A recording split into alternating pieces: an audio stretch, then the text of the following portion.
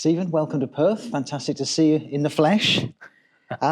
Just bring us up to speed, mate, if you could do. What's the time frame look like from here on in terms of pre-season and the preparations for the new campaign?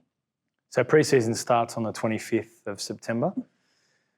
So yeah, essentially we've got 3-4 weeks before that all ramps up, gets going.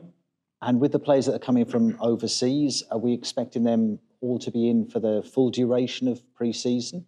I think most players in the squad, probably 95% of the players will be here from the first day of pre-season. Absolutely, yep.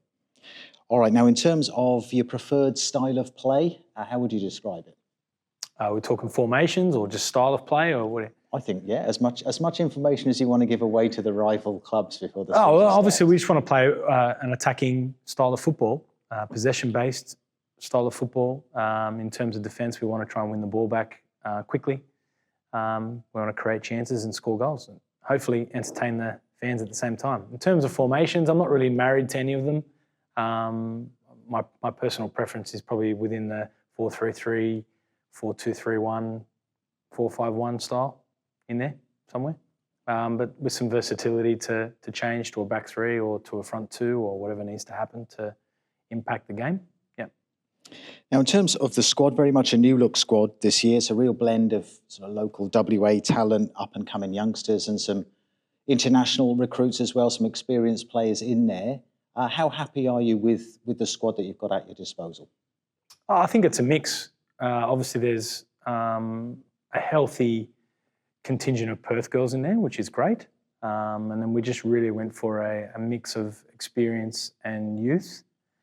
From varying levels of experience, some from obviously from the UK, some from Europe, and then some that obviously had a large amount of games in the A-League as well. So in answer to your question, Gareth, yeah, pretty happy with the squad. I think it'll be a competitive squad and we're looking forward to seeing what we can get out of them. Now, the A-League W, very, very tight last year. I think only 8 points separated first from seventh. Are you expecting a similar competition again this year? Yeah, I think it's going to get tighter and tighter every year, particularly as more of the top-end players in the league are obviously going into overseas leagues, especially now with the expansion of the second league in the USA. So, yeah, I think the league's going to be extremely tight. And then obviously with only a top 6 out of a 12, it's there's going to be a lot of teams queuing up for those positions. So yeah, it's going to be a tight league, absolutely. And I'm guessing we saw it was the longest ever ALW season last year, and I think we saw some teams perhaps struggle a little bit with fatigue towards the end of that season. Is that something that you'll be mindful of in terms of potentially rotating the squad over the course of the campaign? Yeah, of course. I mean, continuity is probably the key.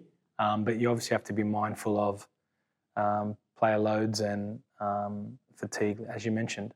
I think the main thing is, though, that they don't have too many distractions outside of their team. So typically what happens is obviously players go into national team camps or those type of things that can distract from the season proper. But I think 22 matches plus finals should be a managed amount of games for every team in the competition. So as long as we get the pre-season right and make sure that everyone's strong and fit going into the season, I don't see it being a huge problem. But you obviously have a nice, healthy squad number to be able to rotate players should you see fit. And what would represent success come the end of the season? Tangible success would obviously be making finals. That's I think everyone would want that. I think just success as a general would be to have a happy team that represents the city with pride and puts on a good, entertaining style of football for the fans at the Sam Kerr Football Centre. Following the retirement of Tash Rigby, there's a new captain to be appointed. What's the process going to be for that? Yeah, that's a good question. I haven't given that too much thought just yet. I think what we're going to allow ourselves to do is take some time over pre-season and observe player behaviours on and off the field and probably establish a leadership team, and then within that leadership team establish our captains in there. Yep.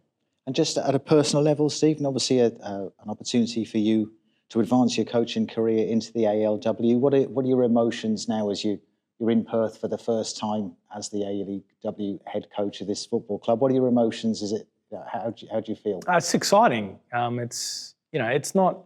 I'm trying not to think too much about the emotional side of it and the excitement part of it, but it is. You do obviously get that overwhelming sense of excitement, new challenge, new beginnings.